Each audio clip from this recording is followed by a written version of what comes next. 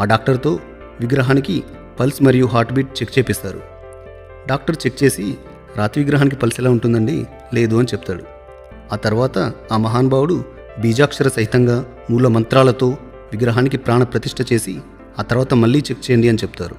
విచిత్రం ఏంటంటే ఆ విగ్రహానికి పల్స్ ఉండడం చూసి అక్కడ ఉన్న వాళ్ళందరూ ఆశ్చర్యపోతారు. బీజాక్షర సహితంగా మంత్రాలతో విగ్రహానికి ప్రాణ ప్రతిష్ఠ చేస్తే అంతటి ఆకర్షణ శక్తి వస్తుంది. అందుకు ప్రత్యక్ష ఉదాహరణ తిరుపతి వెంకటేశ్వర స్వామి. ఆయనకి ఉన్న ఆకర్షణ శక్తి గురించి నేను ప్రత్యేకంగా చెప్పక్కర్లేదు. దానికి ప్రధాన కారణం శంకరాచార్యుల వారు ప్రతిష్ఠించిన శ్రీచక్రం అనే వాదన కూడా ప్రచారంలో ఉంది. అదేవిధంగా ఎన్నో చోట్ల అమ్మవారి విగ్రహంలో ఉన్న శక్తిని మనం తట్టుకోలేమని ఆ శక్తిని శ్రీచక్ర రూపంలోకి ట్రాన్స్ఫార్మ్ చేసి అక్కడే ప్రతిష్ఠించారు.